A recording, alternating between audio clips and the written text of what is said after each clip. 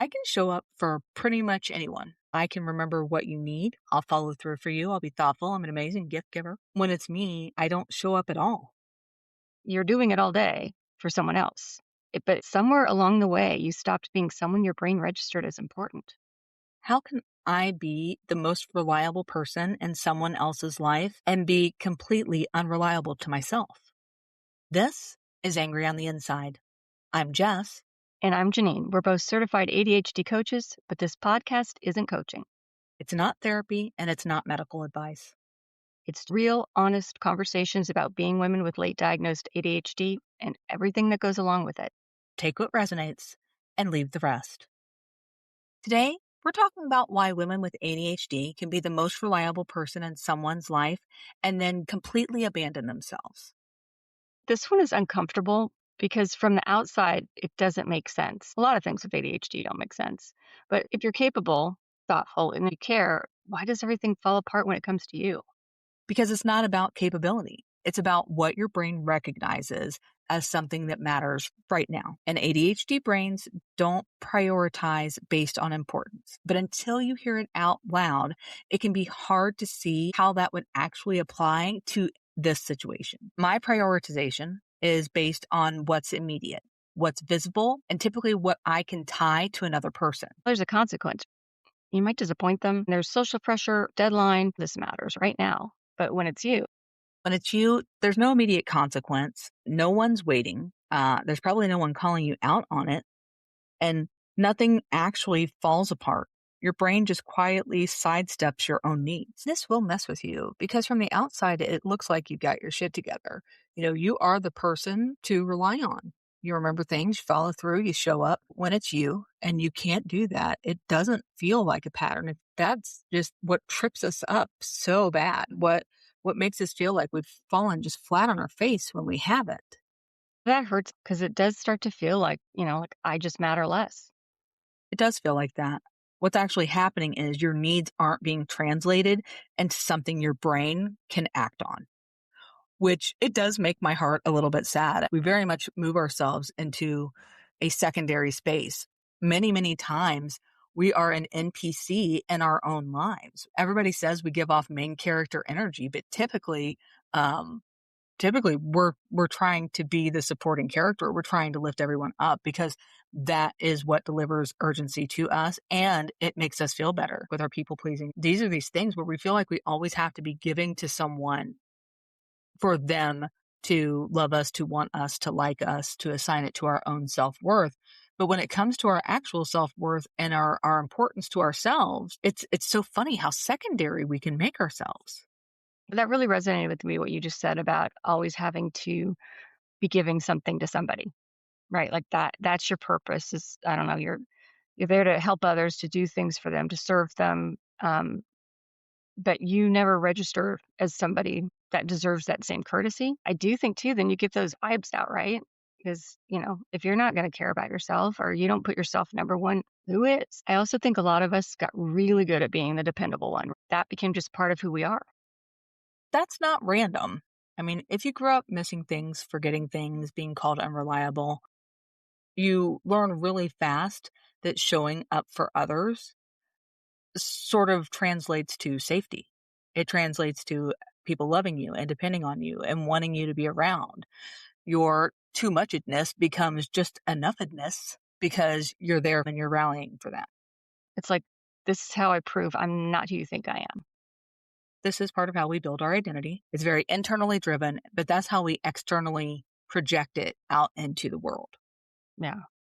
I mean, it is like, I know how to show up when it's tied to someone else, but I never actually learned how to show up when it's just me. That makes a good point. And I wonder if part of that is because we try not to slow down. We stay in that hyperspeed for as long as we can, from our 20s into until we absolutely can't move anymore. Typically when we hit burnout. If I just keep moving, then I don't have to worry about myself. If I just keep making everybody else happy, then I will be happy by default because I will be surrounded by happy people. Yeah. And most of us were not surrounded by happy people as kids. as proof when we talk about those 20,000 negative comments that you've received before you're 12 years old. Those words that influence our lives. I had actually read a quote out of the book, The Power of Writing It Down, Alison Fallon. She said something to the effect of, the words that shape my world are different than the words that shaped yours. Have you spent any time thinking of the words that shaped yours? Think of all the words that have shaped our world and how different those words are for the neurodiverse community versus the neurotypical community. How strange is that? Ours is like, I'm I'm undependable, I'm selfish, as if we see someone else doing something, they're thinking of themselves, they're taking some time. Um, you can understand when they choose not to be there all the time for somebody, need to step back. But for us, somehow, if we're not there all the time, worrying about something, doing something for somebody else, then we're not serving our purpose or we don't have value. A lot of us, we just weren't taught that our internal needs count in the same way as others. And I do feel very strongly this one is very generationally driven. Uh-huh. The women of ADHD within our generations, the 40 something to 60 something ish women, we grew up in a group where we were very strongly taught to placate others, put others before ourselves, not just our children or our families or anything like that. Like everything was supposed to be put in front of us. And that's an outdated view that modern feminism is trying to slowly snuff out. So I won't say that current generations don't deal with this same shit.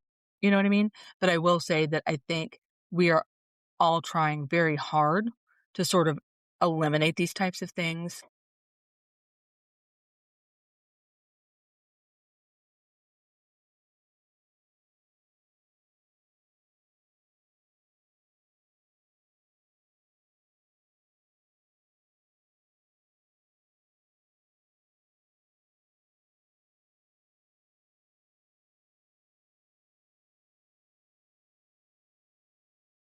This is where burnout starts to make sense, and you can really see the signs of it because you're constantly responding to the external demand, but you are also vehemently ignoring the internal demands that are coming from your body.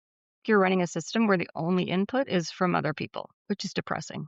It can be really upsetting. We get angry on the inside. We have so many emotions that are unprocessed. When we are looking back, we're just seeing everything in a whole new light, and it's overwhelming. Eventually, it comes to a head. Is when your body steps in. Your brain is no longer flagging your needs. And this can be as simple as you not realizing you need to go pee and 3 hours later remembering you were supposed to go pee.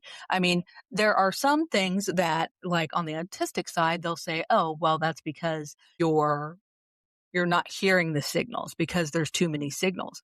Mhm. But it also comes down to the fact that even though there's too many signals, you're putting everyone else's signals and well-beings first. When I had a group and I was in a management position, I would for real tell my group, please make sure to take bathroom breaks today. Please make sure that you guys have taken time to get up and take your breaks. Please make sure to take your lunch because no one's ever going to give it back to you and they're not going to pay you for it. Take that time for yourself. So many of them would rather pay their pants and cross their boundaries than take a 30-minute lunch and slow down Yeah. on the work that they're doing. We set ourselves on fire. If we keep doing that, our nervous systems will keep getting louder and louder until we have no choice but to shut down.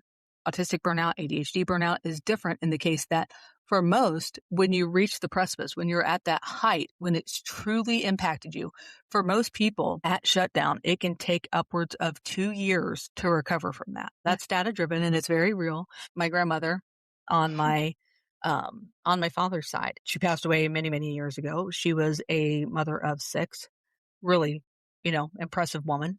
Um, Worked hard all her life, took care of her family, all of those things. But back in probably the 60s, um, my aunt had told me about how she just suddenly stopped responding to everything. She just shut down. And it took about 2 years for her Well, to sort of come back completely. But she became very quiet. She became very introverted. She was a preacher's wife. So she was used to taking care of a lot, a big household, a farm. And everything just sort of came to a stop for about 2 years. And the way my aunt described it was that she'd shut down. And I often wonder if that would have been sort of the equivalent of burnout in her life and where she would have been. And it's interesting to sort of see that in that lens and how women were treated back then. It was a case that my aunt stepped in and she took care of the house and she took care of a lot of the cooking and things like that because she had her brothers and she had her father and, they had to be quote unquote taken care of. So it's not something new is what I guess I'm trying to say. This is not something new. This is not something that's popping up out of nowhere. Women have been experiencing this for, you know, decades. You could probably easily say millennia, is the fact that we do not put ourselves first until our bodies literally force us to. That is when it turns into the exhaustion that doesn't go away, that irritability that just feels out of proportion. And for me, this is what I can really relate to is when you have that, you just want to disappear, even from the people you care about. It is Mm. that when you get quiet and you just withdraw because you just got nothing left. On the personal side, there are so many times at those extreme points where I just wish that I could go into the closet and close the door and just sit in the quiet. You Yeah. imagine it in your mind or to even slide underneath the bed. I could not fit under the bed if I freaking tried. Trust me, it would be a case they would be calling 911. I'd be stuck, legs out on one side, arms out on the other. All joking aside, those are the moments where you just want it to stop. Yeah. And it can be so hard to find your own silence. Those are the moments that I really wish Bewitched was based on a true story. Because I so want to be able to stop everything, just freeze everything. I can walk around, I can do something, I can catch up with whatever I need to catch up. I can spend time with me, and everyone else is just frozen in place. And then when I'm ready, look, it all comes back into play. Are we Isn't that talking nice? original Bewitched, Yeah. like original TV Bewitched, or are we Yeah. talking about movie The Bewitched? original. Of course, the I original. loved original Bewitched, and I love that freaking house. Her Oh, kitchen had one of those old school, really awesome stove oven combos, the ones that pull out. Um, do you know what I'm talking about? Like they have the drawer that pulls out, and that's what has the burners on it.